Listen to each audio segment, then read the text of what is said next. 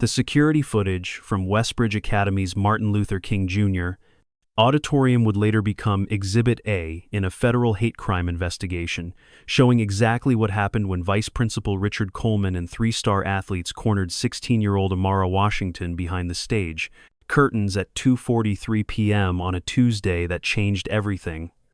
What they didn't know was that the disabled black girl they'd been systematically tormenting for 8 months had just activated a hidden microphone that would broadcast their racist threats to the entire school assembly in less than 90 seconds. Their voices would echo through the PA system, exposing not just their cruelty but a conspiracy that reached from the locker rooms to the principal's office. But Amara Washington had been preparing for this moment her entire life. And she had one more surprise that would make national headlines. Before we witness how one girl's courage dismantled an entire system of institutional racism, I need you to think about something personal. Have you ever been judged not for your character or abilities, but for what people see when they first look at you, whether it's your race, your disability, your background, or your family's income? We've all faced moments when someone tried to write our story before we had a chance to speak. After you see what Amara did to expose these bullies, you might find yourself thinking about those moments differently. The way she turned their prejudices into their downfall will show you something powerful about fighting back with intelligence instead of anger. Drop a comment below about a time when someone underestimated you because of how you look or what they assumed about you, because Amara's story proves that sometimes the people society tries to silence are the ones who end up changing the world. Westbridge Academy sat on 200 acres of manicured North Carolina countryside. Its red brick buildings and white columns, designed to evoke the antebellum grandeur that still defined much of the South's elite educational landscape, founded in 1952 as a private alternative to integration. The school had spent 70 years cultivating an image of academic excellence, while carefully maintaining social hierarchies that kept certain students in their assigned places. For families like the Colemans, Morrisons, and Brooks, Westbridge wasn't just a school, it was a fortress protecting their children from the changing demographics of modern America. For Amara Washington, it was a battlefield she'd been forced to enter when her family moved to Charlotte for her father's promotion to federal prosecutor. Born with spina bifida that required her to use a wheelchair for mobility, she'd faced accessibility challenges her entire life. But those physical barriers paled in comparison to the social ones she encountered at Westbridge, where her presence represented multiple threats to the established order. She was black in a predominantly white institution, disabled in a culture that worshipped physical perfection, and intellectually gifted in ways that challenged assumptions about both her race and her abilities. At 16, Amara possessed an IQ that had been measured at 172, a photographic memory that allowed her to absorb and retain information with startling efficiency, and an engineering mind that had already earned recognition from MIT's early admission program. She'd spent her childhood building adaptive technologies, creating solutions for accessibility challenges that had caught the attention of patent attorneys and medical device companies. Her wheelchair wasn't just a mobility aid, it was a platform for the sophisticated recording and communication equipment she'd been developing since she was 12 years old. But none of those achievements mattered to Vice Principal Richard Coleman, a man who'd spent 25 years at Westbridge, protecting what he called institutional standards from what he privately referred to as forced diversity. Coleman was a relic of old Charlotte society, the grandson of tobacco farmers who'd built their fortune on the backs of enslaved people, and the son of a businessman who'd fought integration with everything from legal challenges to economic intimidation. At 58, he carried himself with the entitled confidence of someone who'd never faced real consequences for his actions. His silver hair perfectly styled, and his expensive suits tailored to disguise the soft belly of a man who'd lived his entire life insulated from struggle. Coleman's philosophy was simple. Some people were naturally suited for leadership and success, while others were meant to serve supporting roles. In his worldview, Amara's presence at Westbridge represented a dangerous disruption of natural hierarchies, a symbolic threat to the belief systems that justified his own position of power. He couldn't prevent her enrollment. Their father's position as a federal prosecutor provided too much legal protection, but he could make her experience sufficiently miserable to encourage a voluntary transfer. His chosen instruments were three senior athletes who embodied everything Westbridge claimed to value: Chad Morrison, the quarterback whose family owned the largest construction company in 3 counties; Tyler Brooks, the basketball captain whose father sat on the school's board of trustees; and Kyle Henderson, the wrestling champion whose grandfather had been Westbridge's longest-serving principal. All three carried GPAs barely above the minimum required for athletic eligibility, but their families' donations and social connections guaranteed their continued enrollment regardless of academic performance. The campaign against Amara had begun subtly during her first week at Westbridge. Coleman had personally conducted her orientation, presenting himself as a concerned administrator, eager to ensure her successful integration into the school community. But his questions had focused less on her academic needs and more on whether she might be more comfortable at one of the county's public schools, which he noted had specialized programs for students with unique challenges. When Amara politely but firmly indicated her intention to remain at Westbridge and participate fully in all available opportunities, Coleman's demeanor had shifted almost imperceptibly. The smile remained, but his eyes had gone cold, and his subsequent comments carried subtle threats wrapped in administrative language. He mentioned how unfortunate it would be if her parents' high-profile careers were distracted by concerns about her adjustment, how certain students might struggle with the presence of someone so different, and how the school's insurance policies created liability concerns regarding students with special needs. The message was clear: conform to our expectations, accept a diminished role, or face systematic harassment until you leave. But Amara Washington had inherited more than just her father's legal mind and her mother's medical precision. She'd inherited their refusal to be intimidated by institutions that confused their own prejudices with natural law. The first round of escalation began during her 3rd week at Westbridge, when Amara scored the highest grade in advanced placement chemistry, beating Chad Morrison by 15 points on an exam that would significantly impact class rankings. Her success wasn't just an individual achievement, it was a symbolic challenge to assumptions about intelligence, capability, and who belonged in Westbridge's most rigorous academic programs. Mrs. Hamilton, the chemistry teacher, had announced the scores publicly, praising Amara's exceptional understanding of molecular structures and suggesting she might consider entering the state science fair with her research on adaptive laboratory equipment. The praise lasted exactly 24 hours, until Vice Principal Coleman called Mrs. Hamilton into his office for what he termed a calibration discussion. By the following Monday, Amara's lab partnership had been dissolved due to scheduling conflicts.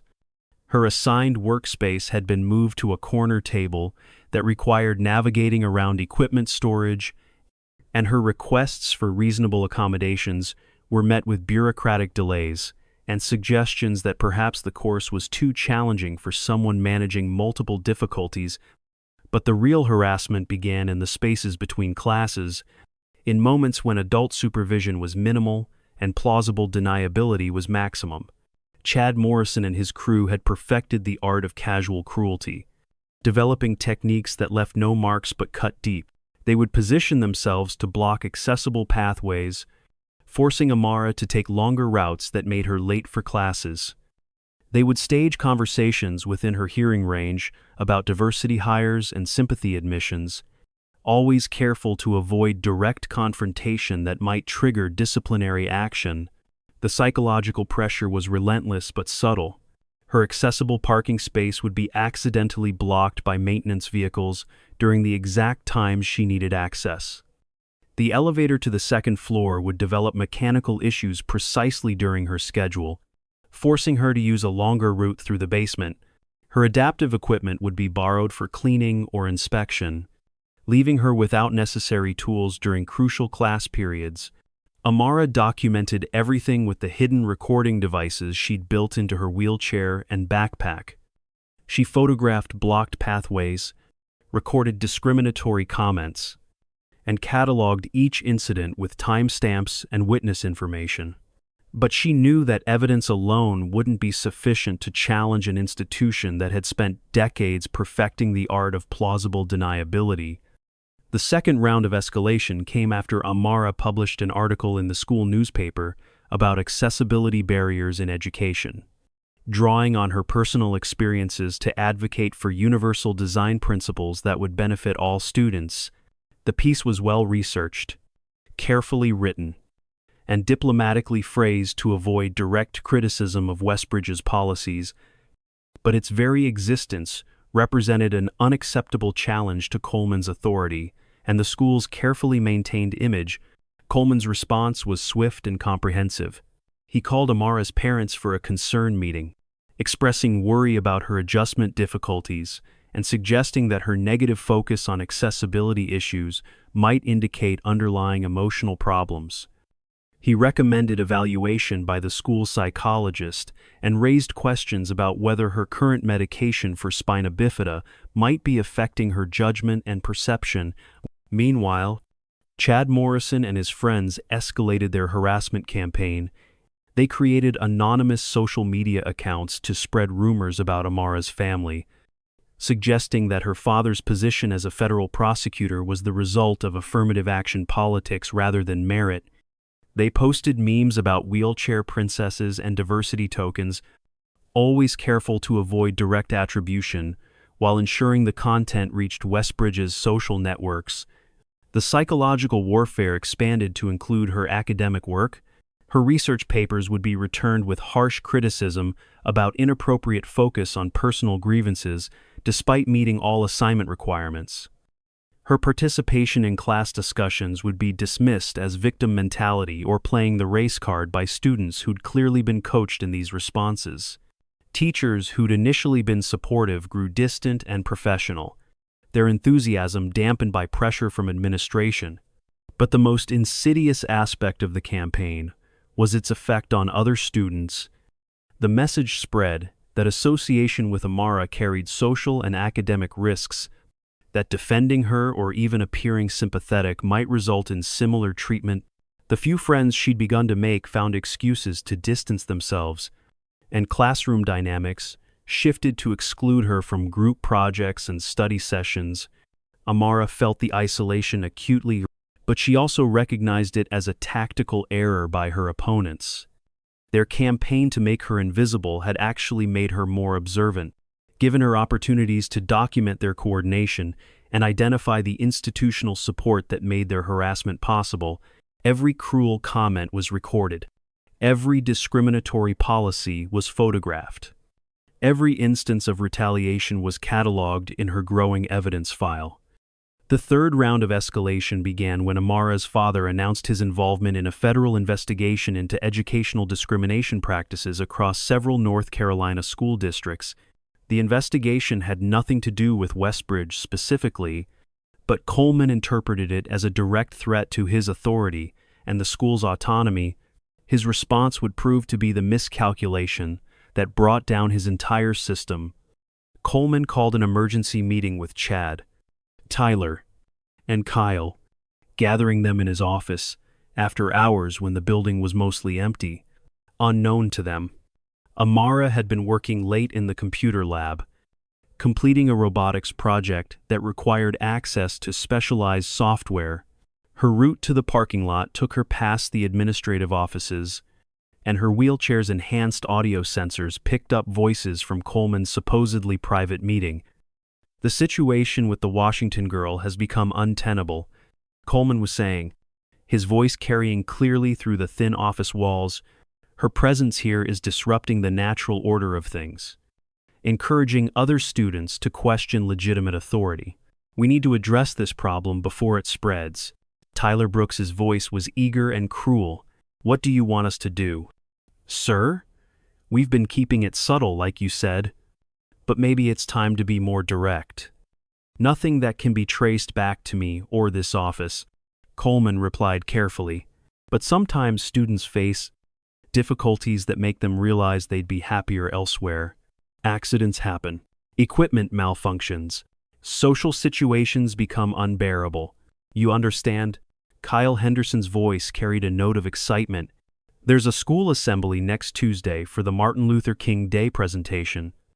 Ironic, right? What if something happened to embarrass her publicly, show everyone that she doesn't really belong here? The auditorium renovation gives us perfect cover, Chad added. Lots of construction materials, scaffolding, equipment. Easy for someone to get hurt if they're not careful, especially someone in a wheelchair who might have trouble navigating safely. Coleman's approval was implicit in his silence, followed by specific instructions about timing, location, and the importance of maintaining plausible deniability. As the meeting broke up, Amara realized she'd just recorded evidence of a conspiracy to commit assault, possibly worse, but she also recognized an opportunity to turn their own plan against them. Over the weekend, Amara worked feverishly to prepare for Tuesday's assembly. She modified her wheelchair's audio system to interface with the auditorium's PA equipment, tested wireless transmission protocols to ensure clear signal transmission, and programmed automatic backup systems to preserve recordings even if her primary equipment was damaged. She also reached out to her father's contacts in the Federal Civil Rights Division, providing them with preliminary evidence and requesting standby support for what she termed a developing situation. Monday morning brought final preparations and mounting tension. Amara arrived at school early to conduct technical tests in the empty auditorium, confirming that her modified equipment could successfully interface with the building's sound system. She also identified optimal positioning for maximum audio clarity and confirmed that the construction materials Coleman's crew planned to use for their accident could serve as props for her own performance. But her most crucial preparation was psychological. She spent Monday evening reviewing recordings of similar civil rights confrontations, studying how previous activists had maintained composure under extreme pressure while delivering clear, powerful messages that cut through hatred to reach the humanity of their audiences. She practiced speaking clearly and calmly while her heart raced, projecting authority and dignity even while facing threats and violence. Tuesday morning dawned gray and cold, with the kind of persistent drizzle that made North Carolina winters particularly miserable. Amara dressed carefully in her best outfit, a navy blue dress with white trim that her mother had bought for court appearances. Paired with the pearl necklace her grandmother had worn during her own civil rights activism in the 1960s. She wanted to look dignified, professional, and unambiguously respectable when the moment came. The school day proceeded normally until lunch. When Chad Morrison approached her table in the cafeteria, he was alone, which was unusual, and his demeanor was different, less overtly hostile than usual, almost friendly. But Amara recognized the performance, the practiced charm that predators use to lure victims into vulnerable positions. "Hey, Amara," he said, sliding into the seat across from her without invitation. "I wanted to apologize for how things have been between us. I know we got off on the wrong foot, and I think it's time we cleared the air." Amara studied his face, noting the tension around his eyes that contradicted his casual tone. "What did you have in mind?" "Well, you know about the assembly this afternoon, right? The MLK presentation? I heard you're supposed to be involved somehow." Chad's smile was practiced, but didn't reach his eyes. "Some of us thought maybe we could talk beforehand. Work out our differences privately. Make sure the assembly goes smoothly for everyone." The invitation was clearly a trap, but Amara recognized it as the opportunity she'd been waiting for. "Where did you want to meet?" "Behind the auditorium stage, around 2:30. You know, where they're doing the renovation work. Quiet place where we can have a real conversation without interruptions." Chad stood up, his height meant to intimidate even while he maintained his facade of friendliness. Tyler and Kyle will be there too. We all want to make peace. I'll be there, Amara said simply, and Chad's smile became genuine for the first time, the expression of a predator who thought he'd successfully lured prey into position. As Chad walked away, Amara activated the recording systems built into her wheelchair and backpack, checked the battery levels on her transmission equipment, and sent a coded text message to her father: assembly ready, evidence preservation active, stand by for signal. At 2:25 p.m., Amara made her way to the auditorium, navigating through hallways filled with students, preparing for the mandatory assembly. The MLK Day presentation was an annual tradition at Westbridge, a carefully choreographed performance of racial tolerance that satisfied legal requirements while changing nothing substantive about the school's culture or policies. This year, however, the presentation was about to become something very different. She arrived at the backstage area to find Chad, Tyler, and Kyle waiting for her near a collection of construction materials, lumber, scaffolding, and power tools that had been left from the ongoing renovation project. The lighting was dim, shadows cast by hanging curtains and partially assembled stage equipment, creating an appropriately dramatic atmosphere for what was about to unfold. "Glad you came," Chad said, and his friendly mask immediately fell away, replaced by the cold expression of someone who no longer needed to pretend. "We've been looking forward to this conversation." Tyler and Kyle moved to flank her, blocking potential escape routes with the practiced coordination of athletes who'd run similar plays on smaller stages. But they didn't know that Amara had already activated her transmission system, that their voices were about to be broadcast to an audience of 800 students, parents, and faculty members gathering in the auditorium just beyond the curtains. "Before we begin," Amara said clearly, her voice carrying perfectly through the enhanced audio system she'd spent weeks perfecting, "I want to make sure I understand what you're proposing." Chad stepped closer, his confidence absolute in this moment, when he believed he held all the power. "We're proposing that you stop causing problems for this school. Stop writing articles about accessibility. Stop making teachers feel guilty about normal classroom policies. Stop acting like you belong here when everyone knows you're just a diversity experiment." His words echoed through the auditorium's sound system, carrying clearly to the assembled crowd that had fallen silent in shocked recognition of what they were hearing. In the audience, parents reached for their phones to record, teachers exchanged horrified glances, and students struggled to process the reality that their school's star athletes were publicly confessing to systematic harassment. But Chad Morrison had no idea that his voice was carrying beyond the backstage area. He continued with growing viciousness, emboldened by what he perceived as Amara's helpless isolation. "The thing is, some people are just naturally better than others. That's not racism or whatever you want to call it, that's just reality. And reality is that you don't belong at Westbridge Academy. You don't belong in our classes, taking opportunities away from students who've earned them through family tradition and natural ability."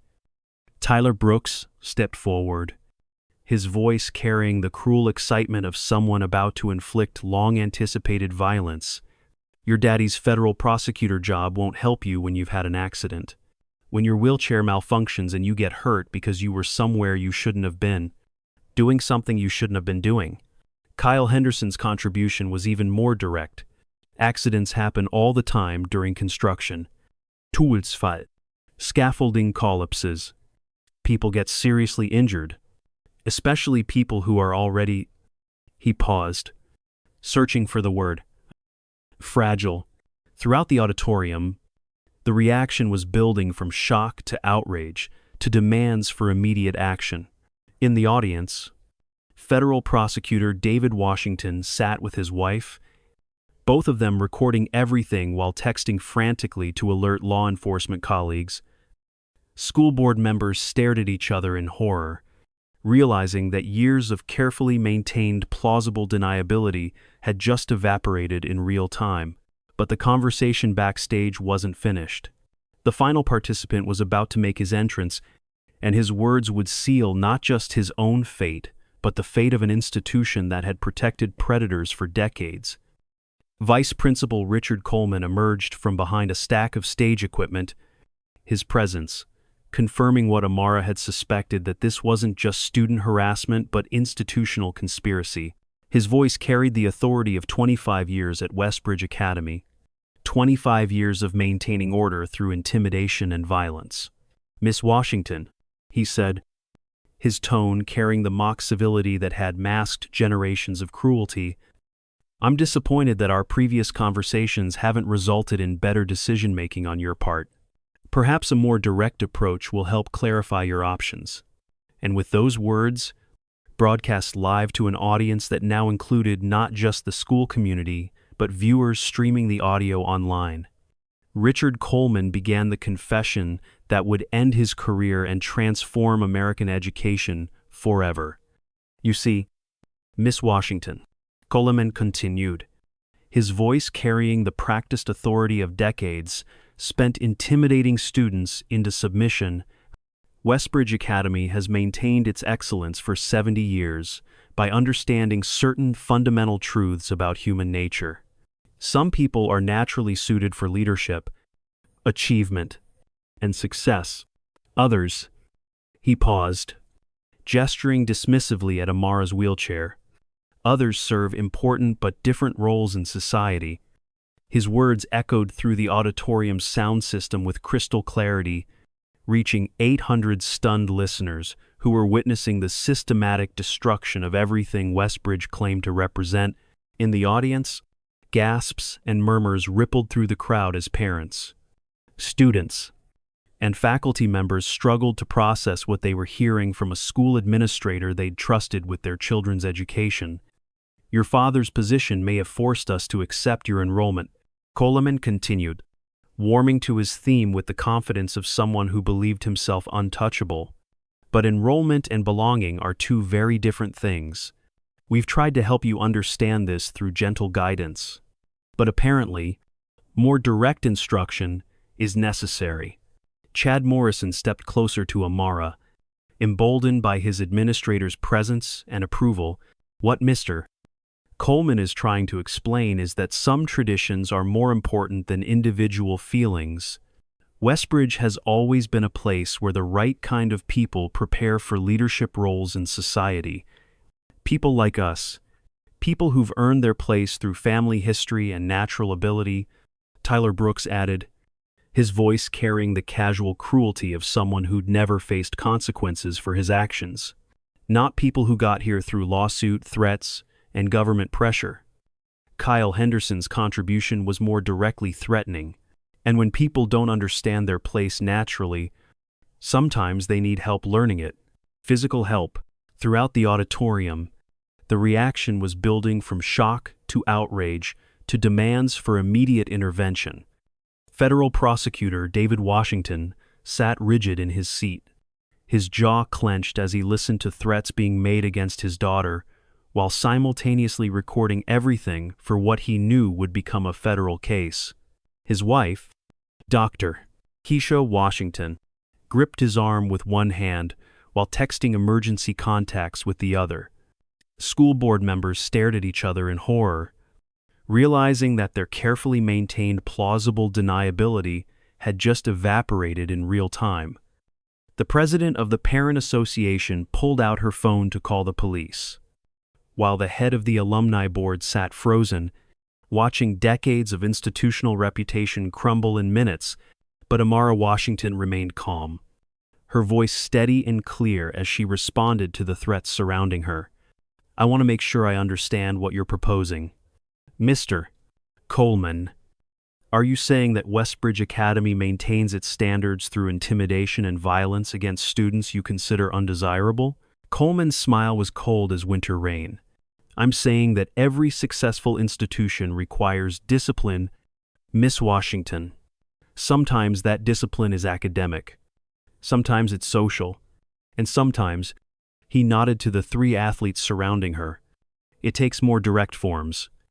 And this discipline, Amara continued, her enhanced recording equipment capturing every word, is specifically targeted at students based on their race and disability status.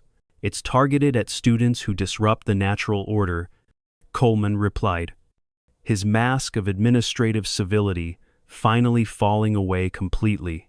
Students who refuse to accept their appropriate place in our community. Students who think federal prosecutor, fathers, and civil rights lawsuits can change fundamental truths about hierarchy and belonging. Chad Morrison cracked his knuckles with theatrical menace. Enough talking. Time for your education to get more hands-on. But as he stepped forward, Amara made her move. Her voice projected clearly through the auditorium's sound system, reaching not just the assembled crowd but the live stream that had begun automatically broadcasting to social media platforms the moment her transmission activated. Ladies and gentlemen, she announced, her voice carrying the authority and precision she'd inherited from generations of civil rights advocates. What you're hearing is the confession of institutional racism at Westbridge Academy. Vice Principal Richard Coleman and students Chad Morrison, Tyler Brooks, and Kyle Henderson are currently threatening a disabled black student with physical violence for the crime of academic excellence and civil rights advocacy. The reaction in the auditorium was immediate and explosive. Parents surged to their feet, shouting demands for intervention. Students pulled out phones to record and stream, understanding that they were witnessing a historic moment. Faculty members rushed toward the stage, while security guards struggled to determine how to respond to a situation that had never been covered in their training manuals. Chad Morrison lunged forward, finally realizing that their private intimidation session had become a public confession, but Amara was ready for him. Her wheelchair wasn't just a mobility device, it was a platform for defensive technologies she'd been developing since childhood. As Chad reached for her, she activated a high-intensity strobe light that temporarily blinded him while simultaneously triggering an ear-piercing alarm that filled the backstage area. Tyler and Kyle, disoriented by the sensory assault, stumbled backward into the construction materials, sending scaffolding crashing down around them. Coleman, finally understanding that his career was ending in real time, made a desperate grab for Amara's wheelchair, trying to disable the transmission equipment that was broadcasting his downfall to the world. But Amara had anticipated this exact scenario. Her equipment was hardened against interference, with backup systems and remote transmission capabilities that ensured the evidence would be preserved even if her primary devices were destroyed. As Coleman's hands closed around her audio equipment, she calmly reached into her backpack and pulled out a folder filled with documents. "This is 8 months of evidence," she announced, her voice still carrying clearly through the sound system despite Coleman's attempts at sabotage. Photographs of deliberate accessibility violations, audio recordings of discriminatory conversations, email correspondence between administration and students coordinating harassment campaigns, financial records showing how Westbridge's endowment has been used to silence previous victims. Coleman's face went white as he realized the scope of what she documented. "That's impossible. You couldn't have accessed administrative files." Amara smiled, the expression carrying echoes of her grandmother's defiance during the original civil rights movement. "You're right that I couldn't access them legally. But when your IT department uses the same password for multiple systems, and when that password is literally Westbridge 1952, the year you were founded to avoid integration, cybersecurity becomes less of a challenge." The confession sent shockwaves through the auditorium as the audience realized that not only had they witnessed threats and harassment, but they'd also heard admission of systematic digital evidence gathering that revealed decades of institutional corruption. The legal implications were staggering, and everyone present understood that they were watching the destruction of more than just individual careers. "Federal agents are already en route," Amara continued calmly, checking her phone for confirmation messages from her father's colleagues. This conversation is being recorded by the Department of Education's Office for Civil Rights, the FBI's Civil Rights Division, and the North Carolina Attorney General's Office. And approximately 50,000 people are currently watching the live stream. Chad Morrison, blood streaming from cuts he'd sustained in his collision with the scaffolding, made one final desperate attempt to silence her. You think this changes anything? You think anyone will believe a crippled? His words were cut off by the sound of sirens outside the building and heavy footsteps in the hallway. The auditorium doors burst open, admitting a flood of federal agents, local police, and civil rights investigators who'd been monitoring the situation from outside. Leading them was Special Agent Maria Santos from the FBI's Civil Rights Division, followed by representatives from the Department of Education and the North Carolina Bureau of Investigation. "Nobody move," Agent Santos commanded, her voice carrying the authority of someone accustomed to dealing with institutional corruption. "This is now a federal crime scene." The agents spread out through the backstage area, securing evidence and separating the conspirators, while emergency medical technicians checked Amara for injuries. She waved off their concerns, more interested in ensuring that her recording equipment remained functional and that the evidence she'd gathered would be properly preserved. Coleman, finally understanding that his world was collapsing, made one last attempt to salvage his position. "This is all a misunderstanding. These students were simply having a discussion that got out of hand. Miss Washington has been struggling with adjustment issues, and we were trying to provide appropriate guidance." Agent Santos looked at him with the kind of cold, professional contempt reserved for people who hurt children. "Mr. Coleman, you've just confessed to conspiracy, to commit assault, civil rights violations, and intimidation of a federal witness on live television. Your guidance included threats of physical violence and coordination with students to create deliberate safety hazards. Save your explanations for your lawyer." As handcuffs clicked around Coleman's wrists, the broader implications of the situation began to dawn on everyone present. This wasn't just the arrest of a corrupt administrator and some bullying students, it was the exposure of systematic institutional racism that had operated with impunity for decades. The evidence Amara had gathered would trigger investigations across multiple school districts, expose similar patterns at other elite institutions, and potentially reach all the way to state education departments. Chad Morrison, Tyler Brooks, and Kyle Henderson were also arrested, their futures destroyed in the span of minutes by their own recorded confessions.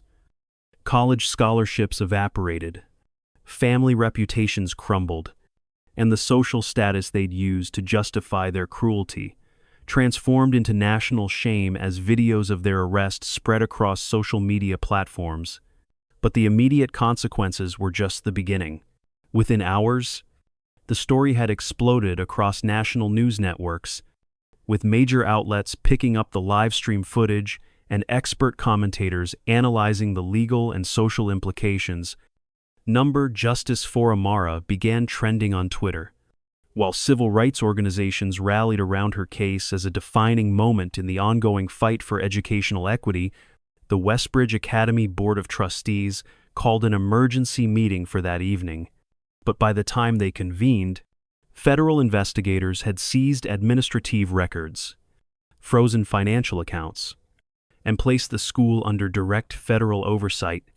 The board's first action was the immediate firing of Principal Margaret Fletcher, who'd been conspicuously absent during the afternoon's crisis, but whose email correspondence clearly showed her awareness of and complicity in Coleman's harassment campaign. Dr. James Morrison, Chad's father and the longest-serving board member, tendered his resignation via letter, rather than face the humiliation of public removal. The letter, leaked to local media within hours, included language about unfortunate misunderstandings and isolated incidents that only served to further inflame public opinion against the institution.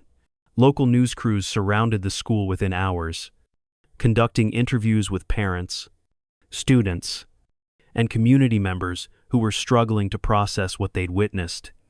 Many parents expressed shock and outrage, claiming they'd had no idea such attitudes existed within the administration. But others, particularly from the Black and Latino communities, shared their own stories of discrimination and harassment that had been ignored or dismissed by school officials. "This has been going on for years," said Maria Rodriguez, whose daughter had transferred from Westbridge after facing harassment related to her Puerto Rican heritage. "The only difference is that Amara had the courage and resources to document it.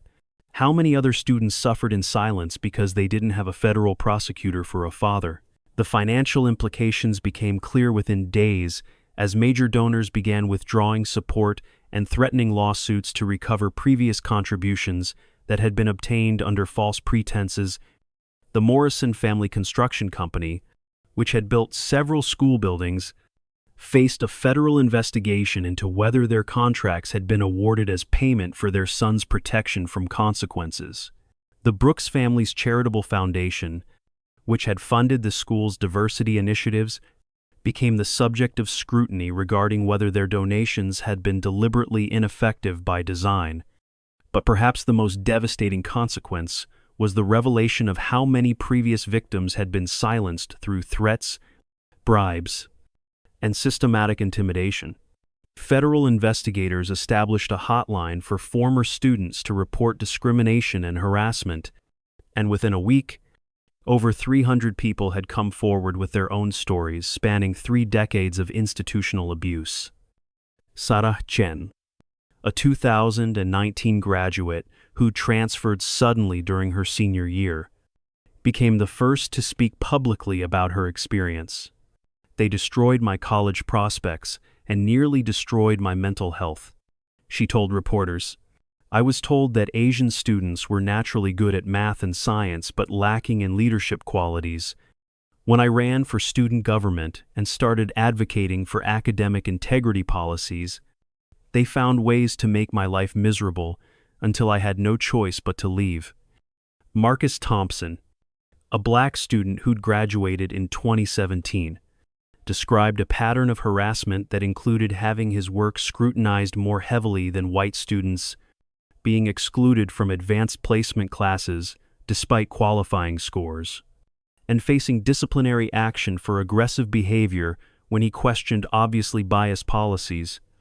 The testimonies continued to pour in throughout the week, each one adding another layer to the portrait of institutional cruelty that Westbridge had perfected over decades.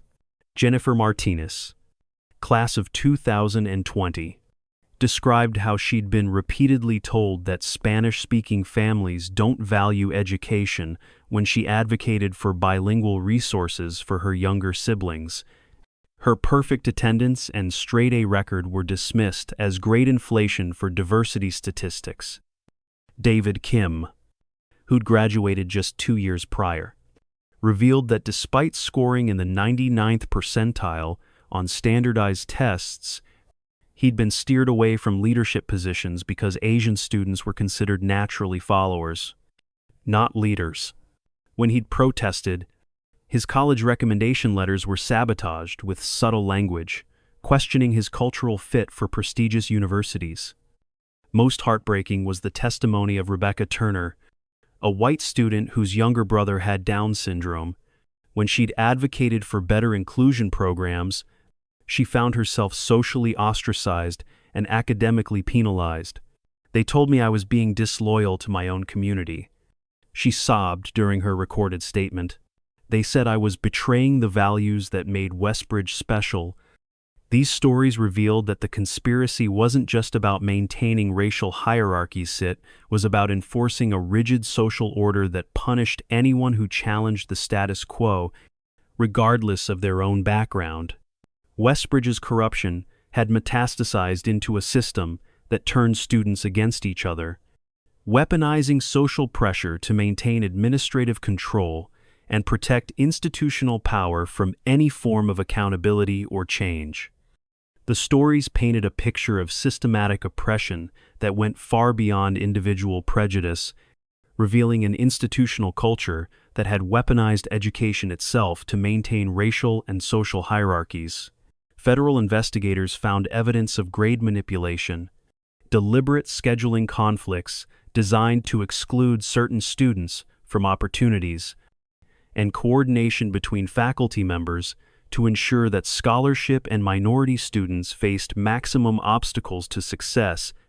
As the investigation expanded, it became clear that Westbridge Academy's problems were symptomatic of broader issues within elite education. Similar patterns emerged at prep schools across the South and beyond, leading to federal oversight of institutions that had previously operated with minimal scrutiny. The Department of Education announced new regulations requiring regular civil rights audits, anonymous reporting systems, and independent oversight boards for private schools receiving any form of federal funding. Amara herself became a reluctant but powerful symbol of resistance to institutional racism. Her calm, strategic approach to exposing the conspiracy impressed civil rights veterans while inspiring a new generation of young activists. College recruitment letters poured in from top engineering programs, but she also received invitations to speak at civil rights conferences, testify before congressional committees, and participate in documentary films about educational discrimination. "What Amara did was brilliant," said Dr. Angela Davis during a televised interview.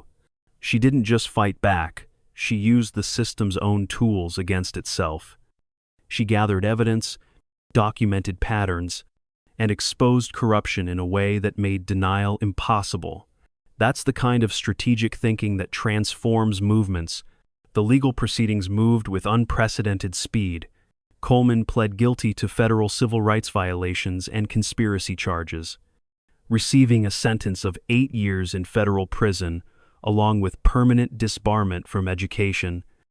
Chad Morrison, Tyler Brooks, and Kyle Henderson were tried as adults for hate crimes and assault, with their recorded confessions making conviction inevitable. Each received sentences ranging from 3 to 5 years, along with permanent bans from all educational institutions receiving federal funding. But the most significant long-term change was institutional. Westbridge Academy itself didn't survive the investigation. Federal auditors found such extensive evidence of systematic discrimination and financial corruption that the school lost its accreditation. Its tax-exempt status and its ability to operate as an educational institution, the campus was eventually sold to the Charlotte-Mecklenburg School District and converted into a public magnet school, specializing in engineering and technology, with Amara serving as an advisory board member and primary scholarship donor. The transformation wasn't just symbolic but practical. The new institution, renamed the Dr. Martin Luther King Jr.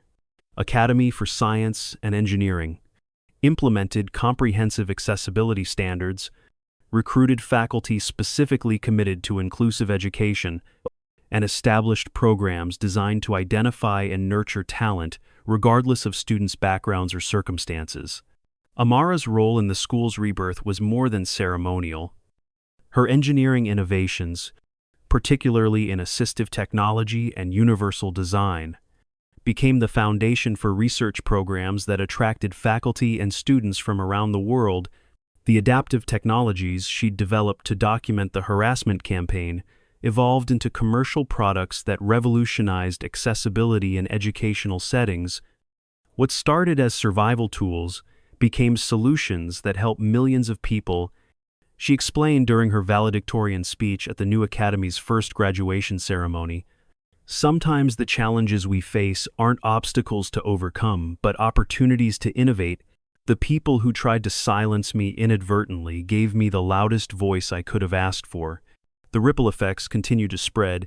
Years after the initial confrontation, federal legislation passed requiring all educational institutions to implement comprehensive anti-discrimination protocols, including anonymous reporting systems, independent investigation procedures, and regular civil rights audits.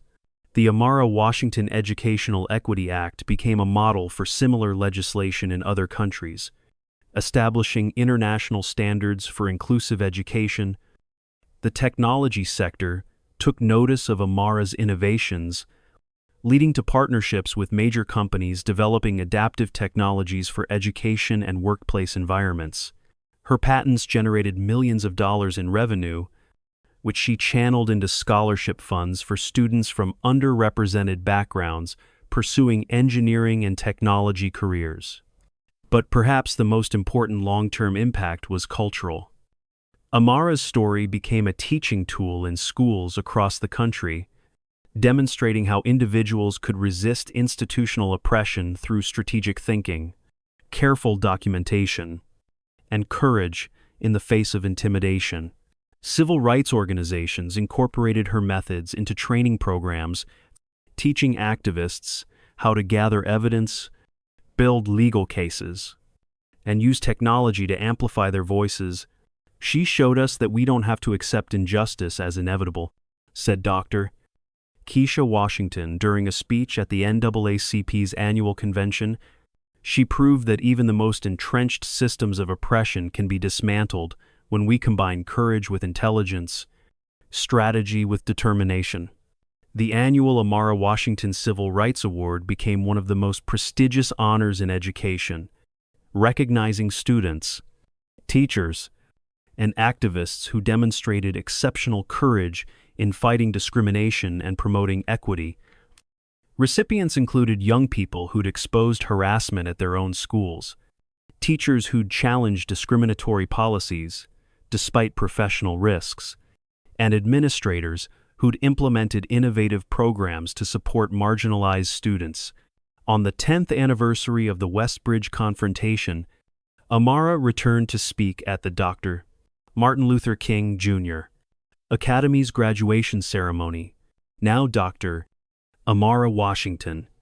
She held a PhD in biomedical engineering from MIT and had founded a company that developed assistive technologies used in schools worldwide. Her wheelchair had been replaced by advanced mobility devices of her own design. But more importantly, the world around her had been redesigned to accommodate differences rather than punish them. 10 years ago, 3 students and a school administrator thought they could silence me through intimidation and violence. She told the graduating class they didn't understand that silence and voice aren't opposites, they're choices. I chose to use my voice when it mattered most. And that choice changed not just my life, but the lives of thousands of students who came after me. She gestured to the diverse group of graduates before her, representing every racial, ethnic, and socioeconomic background imaginable. Many used wheelchairs, walkers, or other adaptive devices. Others had learning differences, visual or hearing impairments, or chronic illnesses that would have excluded them from the old Westbridge Academy. But in this new institution, the difference was celebrated as strength rather than tolerated as weakness. You're graduating from a school that exists because someone refused to accept injustice as normal. Amara continued. As you move forward into your careers and communities, remember that you have the same choice I faced behind those auditorium curtains. You can stay silent and hope someone else will speak up, or you can use your voice to create the world you want to live in. The standing ovation lasted for several minutes, but the real testament to Amara's impact was visible in the graduates themselves. They represented the first generation to benefit from the comprehensive reforms that followed the Westbridge investigation. Young people who'd never known an educational system that tolerated discrimination or excluded students based on their identities. Among them was Marcus Coleman, the son of former Vice Principal Richard Coleman. Despite his father's crimes, Marcus had been admitted to the academy based on his academic merit and commitment to civil rights advocacy. He'd spent his high school years working to undo the damage his father had caused, organizing peer support groups, advocating for inclusive policies, and preparing for a career in civil rights law. My father tried to destroy people who were different from him, Marcus said during his graduation speech as class salutatorian, but Dr. Washington showed me that our differences aren't weaknesses to hide or overcome. They're strengths that make us better together. I'm going to law school because I want to make sure no one else ever faces what she faced. And no other family has to carry the shame mine has carried. The transformation wasn't complete or perfect. Racism and ableism persisted in many institutions, and the fight for true educational equity remained ongoing. But the Westbridge confrontation had established new standards for accountability, created legal precedents that protected vulnerable students, and inspired a generation of activists who refused to accept discrimination as inevitable. As Amara left the graduation ceremony that day, she passed the plaque that had been installed where her confrontation with Coleman and his students had taken place. It read simply, "Where courage found its voice. Dr. Section Mine, Amara Washington, Class of 2025. Sometimes the people society tries to silence are the ones who end up changing the world." The auditorium that had witnessed her greatest challenge had become a symbol of transformation, proof that even the most entrenched systems of oppression could be dismantled by individuals willing to speak truth to power. The girl they'd tried to silence had indeed found her voice, and in finding it, she'd helped millions of others find theirs. Amara's story isn't just about one girl's courage, it's about the choice we all face when we witness injustice. Every day.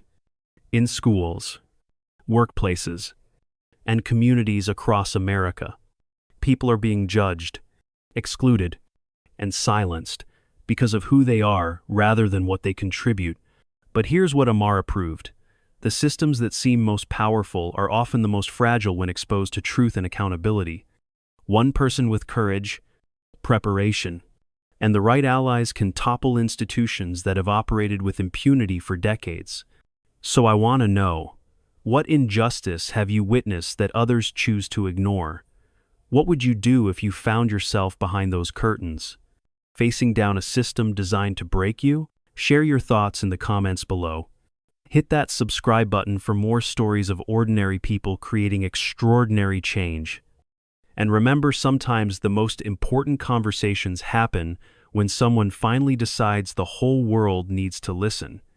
Behind the curtains where it all began, a new generation of students prepared for their own moments of choice, carrying forward the knowledge that silence and voice weren't destinies, but decisions, and that sometimes the most important conversations happen when the whole world is listening.